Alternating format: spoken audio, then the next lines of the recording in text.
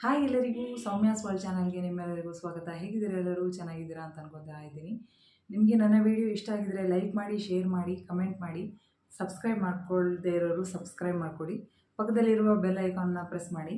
ಬನ್ನಿ ವ್ಲಾಗನ್ನ ಶುರು ಮಾಡೋಣ.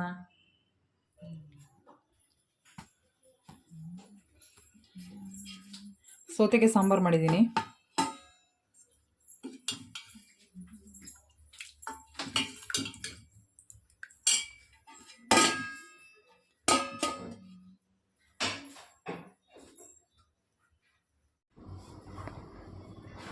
ಮಧ್ಯಾಹ್ನ ಅಡುಗೆಗಂತ ಸೌತೆಕಾಯಿ ಸಾಂಬಾರು ಹಾಕೋ ಮಾಡಿದ್ದೆ. ಇವಾಗ ಸೈಡ್ಸ್ಗೆ ಅಂತ ಬೆಂಡೆಕಾಯಿ ಪಲ್ಯ ಮಾಡೋಣ ಅಂತ. ಬೆಂಡೆಕಾಯಿನ ಹಾಗೆ ತೊಳೆದ್ಬಿಟ್ಟು ಮಾಡಿದ್ರೆ ಅದೊಂಥರ ಲೋಳೆ ಥರ ಬಿಟ್ಕೊಳ್ಳುತ್ತೆ. ಅದಕ್ಕಾಗಿ ಬೆಂಡೆಕಾಯಿನ ನೀಟಾಗಿ ತೊಳೆದ್ಬಿಟ್ಟು ಚೆನ್ನಾಗಿ ಒರೆಸ್ಬಿಡೋಣ ಅಂತ ಅಂದ್ಕೊಂಡೆ. ಒರೆಸ್ಬಿಟ್ಟು ಮಾಡಿದ್ರೆ ಅಲ್ಲಿ ಲೋಳೆ ಬಿಡುತ್ತೆ, ಆದರೆ ಸ್ವಲ್ಪ ಜಾಸ್ತಿ ಬಿಡೋದನ್ನು ತಪ್ಪಿಸ್ಬೋದಲ್ಲ. ಹಾಗಾಗಿ ತುಂಬ ದಿನವೇ ಆಗೋಗಿತ್ತು ಬೆಂಡೆಕಾಯಿ ಪಲ್ಯ ತಿಂದಿರಲಿಲ್ಲ, ಬೆಂಡೆಕಾಯಿ ತಂದೇ ಇರಲಿಲ್ಲ. ಕೆಲವು ತರಕಾರಿಗಳು ತುಂಬ ಆ್ಯಸಿಡಿಟಿನ ಜಾಸ್ತಿ ಮಾಡುತ್ತೆ, ಬೆಂಡೆಕಾಯಿ, ಬದನೆಕಾಯಿ ಎಲ್ಲ. ಹಾಗಾಗಿ ಸ್ವಲ್ಪ ಜಾಸ್ತಿ ಅದನ್ನು ಅವಾಯ್ಡ್ ಮಾಡ್ತೀನಿ ನಾನು. ಆದ್ರೂ ತರಕಾರಿಯಲ್ಲಿರುವಂತಹ ವಿಟಮಿನ್ ಎಲ್ಲ ನಮ್ಮ ಬಾಡಿಗೆ ಬೇಕಾಗಿರೋದ್ರಿಂದ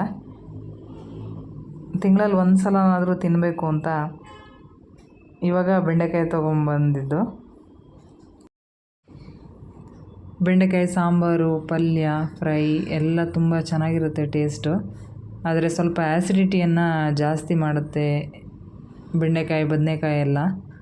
ಹಾಗಾಗಿ ಸ್ವಲ್ಪ ತಿನ್ನೋದಕ್ಕೆ ಯೋಚನೆ ಮಾಡ್ತೀನಿ ಅಷ್ಟೇ.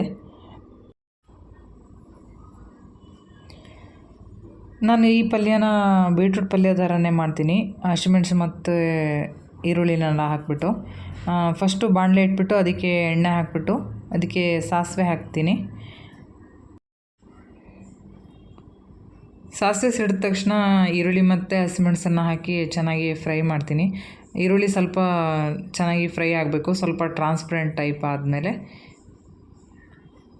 ಅದಕ್ಕೆ ಬೆಳ್ಳುಳ್ಳಿನ ಸ್ವಲ್ಪ ಜಜ್ಜಿಬಿಟ್ಟು ಹಾಕ್ತಾಯಿದ್ದೀನಿ. ಯಾಕೆಂದರೆ ಇದು ಆ್ಯಸಿಡಿಟಿನ ಸ್ವಲ್ಪ ಕಡಿಮೆ ಮಾಡಲಿ ಅನ್ನೋದಕ್ಕಾಗಿ. ಇದನ್ನ ಚೆನ್ನಾಗಿ ಫ್ರೈ ಮಾಡಿಬಿಟ್ಟು ಆಮೇಲೆ ಬೆಂಡೆಕಾಯಿನ ಕಟ್ ಮಾಡಿರೋ ಬೆಂಡೆಕಾಯಿನ ಹಾಕ್ಕೊಂಡು ಚೆನ್ನಾಗಿ ಫ್ರೈ ಮಾಡ್ತೀನಿ.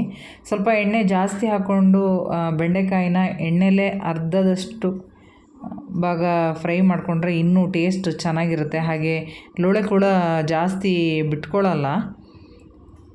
ಇದಕ್ಕೆ ಹುಣಸೆಹಣ್ಣು ನೀರು ಕೂಡ ಅವಶ್ಯಕತೆ ಇರಲ್ಲ. ಆವಾಗ ಜಾಸ್ತಿ ಎಣ್ಣೆಯಲ್ಲೇ ಹಾಕಿ ಫ್ರೈ ಮಾಡಿದ್ರೆ, ನಾನು ಇದನ್ನು ಎಣ್ಣೆ ಸ್ವಲ್ಪ ಕಡಿಮೆ ಹಾಕಿರೋದ್ರಿಂದ ನಾನು ಹುಣಸೆ ಹುಳಿನ ಹಾಕ್ಬಿಟ್ಟು ಚೆನ್ನಾಗಿ ಸ್ವಲ್ಪ ಬೇಯಿಸ್ಕೊತಾ ಇದ್ದೀನಿ. ಚೆನ್ನಾಗಿ ಬೇಯಲಿ ಅಂದ್ಬಿಟ್ಟು ನಾನು ಲಿಡ್ ಕ್ಲೋಸ್ ಮಾಡಿಬಿಟ್ಟು ಬೇಯಕ್ಕೆ ಬಿಡ್ತಾಯಿದ್ದೀನಿ. ಚೆನ್ನಾಗಿ ಬೆಂದಿದೆ, ಹುಳಿ ನೀರೆಲ್ಲ ಡ್ರೈ ಆಗಿದೆ. ಇವಾಗ ಇದಕ್ಕೆ ರುಚಿಗೆ ತಕ್ಕಷ್ಟು ಉಪ್ಪು ಹಾಗೆ ಹಸಿ ತೆಂಗಿನಕಾಯಿ ತುರಿಯನ್ನು ಹಾಕ್ಬಿಟ್ಟು ಮಗ್ಚ್ತೀನಿ.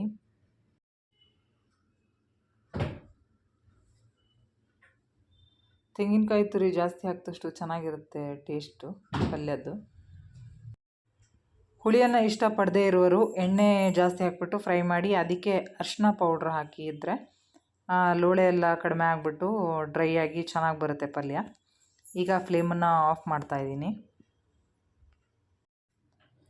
ನಿಮ್ಗೆ ಈಗಾಗಲೇ ಗೊತ್ತಾಗಿರುತ್ತೆ ಇವತ್ತಿನ ಸ್ಪೆಷಲ್ ಏನು ಅಂತ. ಇವತ್ತು ಮೊನ್ನೆ ನನ್ನ ತಮ್ಮ ಬಂದಿರಲಿಲ್ಲ, ಅವನು ರಾಖಿ ಕಟ್ಕೊಳ್ಳೋಕ್ಕೆ. ಹಾಗೆ ಇವತ್ತು ಬರ್ತೀನಿ ಅಂತ ಹೇಳ್ದ. ಅವನಿಗೋಸ್ಕರ ಏನಾದರೂ ಮಾಡೋಣ, ಸ್ನ್ಯಾಕ್ಸ್ ಮಾಡೋಣ ಅಂತ ಅಂದ್ಬಿಟ್ಟು ಪಾನಿಪುರಿನ ಮಾಡ್ತಾಯಿದ್ದೀನಿ. ಇದು ಆಲ್ರೆಡಿ ರೆಸಿಪಿನ ನಾನು ಮೊದಲಿನ ವೀಡಿಯೋಗಳಲ್ಲಿ ಶೇರ್ ಮಾಡ್ಕೊಂಡಿದ್ದೀನಿ. ಅದಕ್ಕೆ ಇಲ್ಲಿ ರೆಸಿಪಿ ಏನು ಶೇರ್ ಮಾಡ್ತಾ ಇಲ್ಲ. ನನಗೆ ಅರ್ಜೆಂಟಲ್ಲಿ ನೆನಪಾಗಿರೋದು ಪಾನಿಪುರಿ ಮಾಡಿದ್ರೆ ಬೇಗ ಆಗುತ್ತೆ ಅಂತ ಅನ್ನಿಸ್ತು. ತಿನ್ನೋ ಕೂಡ ಚೆನ್ನಾಗಿರುತ್ತೆ ಸ್ನ್ಯಾಕ್ಸು ಸಂಜೆ ಟೈಮಿಗೆ ಅಂತ. ಸಂಜೆ ಬಂದಿದ್ದ, ಹಾಗಾಗಿ ಮೀಡಿಯಮ್ ಆಗಿ ಖಾರ ಹಾಕಿ ಪಾನಿ ಮಾಡಿದ್ದೆ. ಹಾಗಾಗಿ ಸ್ವೀಟ್ ಚಟ್ನಿ ಅವಶ್ಯಕತೆ ಇರಲಿಲ್ಲ. ಪಾನಿ ಸ್ವಲ್ಪ ಖಾರವಾಗಿದ್ದರೆ ಚೆನ್ನಾಗಿರುತ್ತೆ. ಪಾನಿ ಎಲ್ಲ ರೆಡಿ ಆಯಿತು. ಅದನ್ನು ಸೈಡ್ಗೆ ತೆಟ್ಬಿಟ್ಟು ಇವಾಗ ರಾಖಿ ಒಂದು ಫಸ್ಟು ಕಟ್ಬಿಡೋಣ, ಆಮೇಲೆ ಸ್ನ್ಯಾಕ್ಸ್ ಕೊಡೋಣ ಅಂತ ಅಂದ್ಕೊಂಡು ಇವಾಗ ರಾಖಿ ಕಟ್ಟೋದಕ್ಕೆ ಆರತಿ ತಟ್ಟೆನೆಲ್ಲ ರೆಡಿ ಮಾಡ್ಕೋತಾ ಇದ್ದೀನಿ. ಅಕ್ಷತೆ ಖಾಲಿಯಾಗಿತ್ತು, ಹಾಗಾಗಿ ಅಕ್ಷತೆನ ರೆಡಿ ಮಾಡ್ಕೊಳ್ಳೋಣ ಅಂದ್ಕೊಂಡೆ. ಅಕ್ಷತೆಗೆ ಅಕ್ಕಿ ತೊಗೊಂಡಿದ್ದೀನಿ. ಅದಕ್ಕೆ ಸ್ವಲ್ಪ ಒಂದೇ ಚಿಟಿಕೆಯಷ್ಟು ಅರಿಶಿನ ಹಾಕೋತಾ ಇದ್ದೀನಿ. ಹಾಗೆ 1 ಡ್ರಾಪಷ್ಟು ನೀರು ಹಾಕೊಂಡ್ಬಿಟ್ಟು ಅಕ್ಷತೆನ ಕಲಿಸ್ಕೋತಾ ಇದ್ದೀನಿ. ಅಕ್ಷತೆನ ಮೊದಲೇ ಮಾಡಿಟ್ರೆ ಅದು ಚೆನ್ನಾಗಿರುತ್ತೆ, ಸ್ವಲ್ಪ ಡ್ರೈ ಆಗ್ತಿತ್ತು. ಆ ಮೂಮೆಂಟಲ್ಲಿ ನೆನಪಾಯಿತು ನನಗೆ ಅಕ್ಷತೆ ಖಾಲಿಯಾಗಿದೆ ಅಂತ. ಸ್ವಲ್ಪ ಒದ್ದೆ ಇತ್ತು ಅಂತ ಅನ್ನಿಸ್ತು. ಪಾಯಸ ಏನೂ ಮಾಡೋಕ್ಕೆ ಹೋಗಲಿಲ್ಲ, ಯಾಕೆಂದರೆ ಪಾಯಸ ಅಂದರೆ ಅವನಿಗೆ ಅಷ್ಟೊಂದು ಇಷ್ಟ ಇಲ್ಲ. ಹಾಗಾಗಿ ಪಾಯಸ ಏನೂ ಮಾಡೋಕ್ಕೆ ಹೋಗಲಿಲ್ಲ. ಹೊರಗಡೆಯಿಂದ ತಂದಿರುವ ಬೇಸನ್ ಲಾಡು ಇತ್ತು, ಅದನ್ನೇ ತಿನ್ಸೋಕ್ಕೆ ಅಂತ ಇಟ್ಟೆ. ಶ್ರಾವಣ ಮಾಸ ಮುಗಿತಾ ಹಬ್ಬಗಳೆಲ್ಲ ಒಂದೊಂದಾಗಿ ಮುಗಿತಾ ಬಂತು. ಇನ್ನೊಂದು ಗಣಪತಿ ಹಬ್ಬ ಮಾತ್ರ ಬಾಕಿ ಇದೆ. ನನಗೆ ಖುಷಿ ಏನಂದರೆ, ನನಗೆ 2 ಸಲ ರಾಖಿನ ಕಟ್ಟೋದಕ್ಕೆ ಸಿಕ್ತು, ರಾಖಿ ಹಬ್ಬನ ಮಾಡೋದಕ್ಕೆ ಸಿಕ್ತು.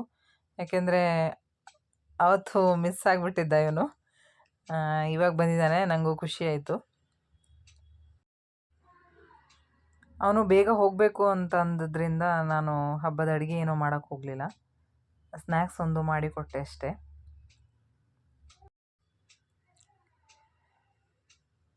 ಏನಾದರೂ ಹಬ್ಬದ ಅಡುಗೆ ಮಾಡಬೇಕು ಅಂತ ನನಗೂ ಅನ್ನಿಸ್ತು, ಆದರೆ ಅವನು ಹೋಗಬೇಕು ಅಂತ ಹೇಳಿದ್ನಲ್ಲ, ಹಾಗಾಗಿ ಇನ್ನೊಂದು ಸಲ ಮಾಡೋಣ ಸ್ಪೆಷಲ್ ಅಡುಗೆನ ಅಂತ ಅಂದ್ಕೊಂಡು ಸುಮ್ಮನಾದೆ ನಾನು. ಕರೆದ ತಕ್ಷಣ ಬಂದನಲ್ಲ ಅಂತ ಅನ್ನೋದೇ ನನಗೆ ತುಂಬ ಖುಷಿ. ಇನ್ನೊಬ್ಬ ತಮ್ಮ ಕೂಡ ಹಾಗೆ, ಅವನು ರಾಖಿ ಹಬ್ಬದ ದಿನವೇ ಬಂದಿದ್ದ ರಾಖಿ ಕಟ್ಟಿಸ್ಕೊಳ್ಳೋಕ್ಕೆ. ಇವನೊಬ್ಬ ಬಂದಿರಲಿಲ್ಲ, ಇವನು ಇವಾಗ ಬಂದಿದ್ದಾನೆ. ಖುಷಿ ಆಯಿತು.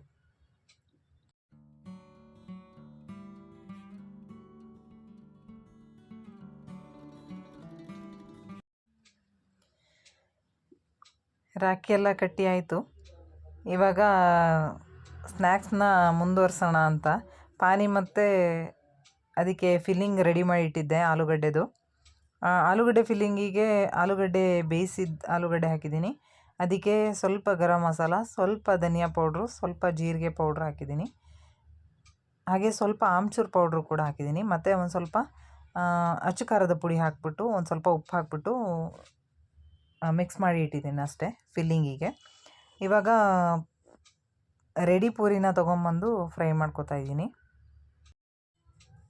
ಆಲೂಗಡ್ಡೆ ಫಿಲ್ಲಿಂಗಿಗೆ ನಾನು ಚಿಲ್ಲಿ ಪೌಡ್ರ್ ಹಾಕ್ಕೊಂಡಿದ್ದೀನಿ, ರೆಡ್ ಚಿಲ್ಲಿ ಪೌಡರ್. ಅದ್ರ ಬದಲು ನಾವು ಕಾಳುಮೆಣಸಿನ ಪೌಡ್ರನ್ನ ಕೂಡ ಹಾಕ್ಕೊಂಡು ಮಾಡ್ಕೋಬೋದು, ಅದು ಇನ್ನೂ ಒಂಥರ ಬೇರೆ ಥರ ಟೇಸ್ಟ್ ಇರುತ್ತೆ. ಹಾಗೆ ಕೊತ್ತಂಬರಿ ಸೊಪ್ಪನ್ನು ಕಟ್ ಮಾಡಿ ಫಿಲ್ಲಿಂಗಿಗೆ ಸೇರಿಸಿದ್ರೆ ಅದು ಟೇಸ್ಟ್ ಇನ್ನೂ ಜಾಸ್ತಿ ಆಗಿಬಿಡುತ್ತೆ. ತುಂಬ ಟೇಸ್ಟ್ ಒಂಥರ ಬೇರೆ ಥರನೇ ಇರುತ್ತೆ, ಡಿಫ್ರೆಂಟ್ ಆಗಿರುತ್ತೆ. ಕೊತ್ತಂಬರಿ ಸೊಪ್ಪು ತೊಗೊಂಬಂದಿರೋದು ಖಾಲಿಯಾಗಿ ಹೋಗಿತ್ತು, ಹಾಗಾಗಿ ನಾನು ಅದನ್ನು ಹಾಕಲಿಲ್ಲ. ಮೇಲ್ಗಡೆ ಈರುಳ್ಳಿನ ಕಟ್ ಮಾಡಿಬಿಟ್ಟು ಹಾಕೋಣ ಅಂತ ಅಂದ್ಬಿಟ್ಟು, ಫಿಲ್ಲಿಂಗ್ ಜೊತೆ ಈರುಳ್ಳಿ ಹಾಕಿದ್ರೆ ಟೇಸ್ಟು ಇನ್ನೂ ಚೆನ್ನಾಗಿರುತ್ತೆ. ಹಾಗಾಗಿ ಈರುಳ್ಳಿ ಕಟ್ ಮಾಡ್ಕೋತಾ ಇದ್ದೀನಿ. ಕ್ಯಾರೆಟ್ ತುರಿ ಇದ್ದರೆ ಅದನ್ನು ಕೂಡ ಹಾಕ್ಕೋಬೋದು. ಕ್ಯಾರೆಟ್ ಇರಲಿಲ್ಲ, ಹಾಗಾಗಿ ನಾನು ಹಾಕೋಕ್ಕೆ ಹೋಗಲಿಲ್ಲ. ಅದು ಇನ್ನೂ ಬೇರೆ ಥರ ಆಗುತ್ತೆ ಟೇಸ್ಟು. ಒಂದೊಂದು ಇಂಗ್ರೀಡಿಯೆಂಟ್ಸ್ ಜಾಸ್ತಿ ಆದಂಗೂ ಟೇಸ್ಟು ಬೇರೆ ಬೇರೆ ಥರ ಆಗುತ್ತೆ, ಡಿಫ್ರೆಂಟ್ ಟೈಪ್ಸ್. ಮೊನ್ನೆ ಬಂದಿದ್ನಲ್ಲ, ಆ ತಮ್ಮ ಕೂಡ ಬಂದಿದ್ದ, ಅವನ ಜೊತೆ ಅವನ ಫ್ರೆಂಡ್ ಕೂಡ ಬಂದಿದ್ದ. ಹಾಗಾಗಿ 3 ಜನ ಇದ್ದರು.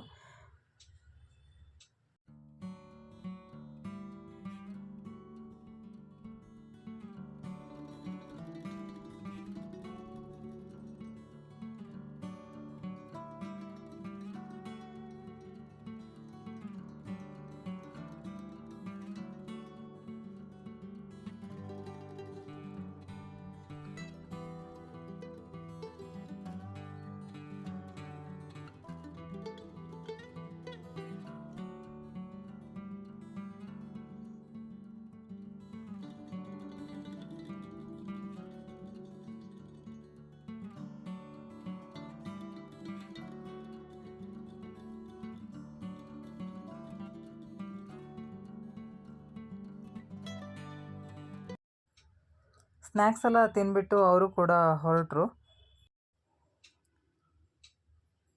ಲಾಸ್ಟ್ ವ್ಲಾಗಲ್ಲಿ ನಾನು ನಿಮ್ಮ ಜೊತೆ ಮೆಹಂದಿ ಡಿಸೈನ್ನ ಶೇರ್ ಮಾಡ್ಕೋತೀನಿ ಅಂತ ಹೇಳಿದ್ದೆ.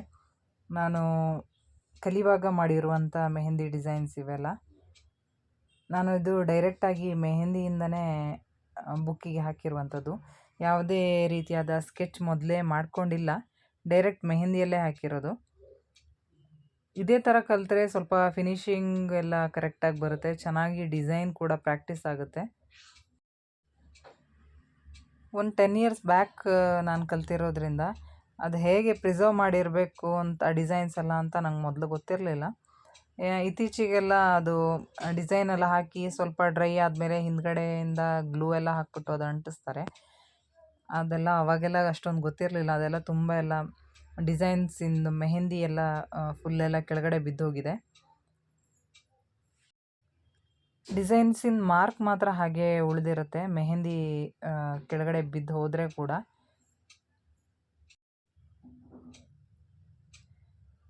ಈ ಡಿಸೈನ್ಸಲ್ಲಿ ನಿಮಗೆ ಯಾವ ಡಿಸೈನ್ ತುಂಬ ಇಷ್ಟ ಆಯಿತು ಅಂತ ನನಗೆ ಕಮೆಂಟ್ ಬಾಕ್ಸಲ್ಲಿ ತಿಳಿಸಿ. ಆವಾಗಿನ ಡಿಸೈನು ಕೂಡ ತುಂಬ ಚೆನ್ನಾಗೇ ಇತ್ತು, ಅಂಥದ್ದೇನು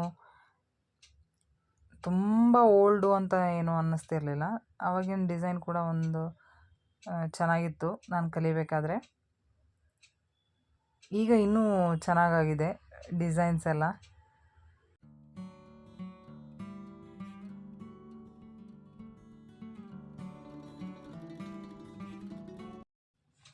ನನಗೆ ಈ ಡಿಸೈನ್ ತುಂಬ ಇಷ್ಟ.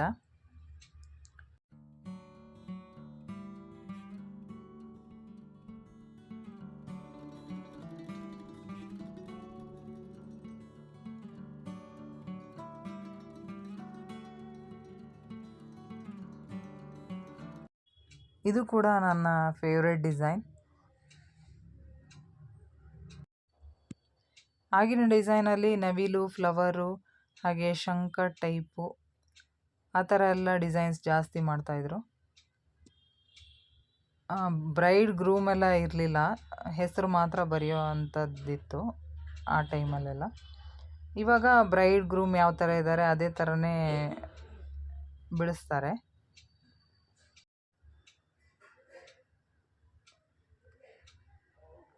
ನಾನು ಕಲಿಬೇಕಾದ್ರೆ ಇರೋ ಡಿಸೈನ್ ಇವಾಗ ಓಲ್ಡ್ ಅಂತ ಅನ್ನಿಸ್ತಾ ಇದೆ. ಹಾಗಾಗಿ ಏನಾದರೂ ಒಂದು ಹೊಸದು ಕಲಿಯೋಣ ಅಂತ, ಅದರಲ್ಲೇ ಇಂಪ್ರೂವೈಸೇಷನ್ ಮಾಡ್ಕೊಳ್ಳೋಣ ಅಂತ.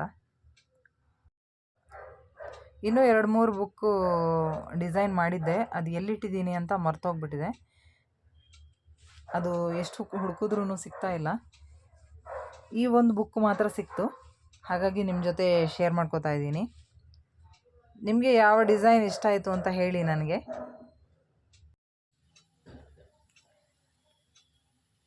ಆನೆ, ಕಳಶ ಅದನ್ನೆಲ್ಲ ಮಾಡ್ತಾ ಇದ್ವಿ ಅವಾಗ ನಾವು. ಹಾಗೆ ಕೈಗಳಿಗೆ ಮಾತ್ರ ಅಲ್ಲ, ಕಾಲಿಂದ ಡಿಸೈನ್ ಕೂಡ ಆವಾಗ ಕಲ್ತಿದ್ದೀನಿ ನಾನು. ಕಾಲಿಗೆ ಹೇಗೆ ಹಾಕೋದು, ಅರೇಬಿಕ್ ಸ್ಟೈಲಲ್ಲಿ ಹೇಗೆ ಹಾಕೋದು ಅಂತ. ಇದು ಕಾಲಿನ ಡಿಸೈನ್.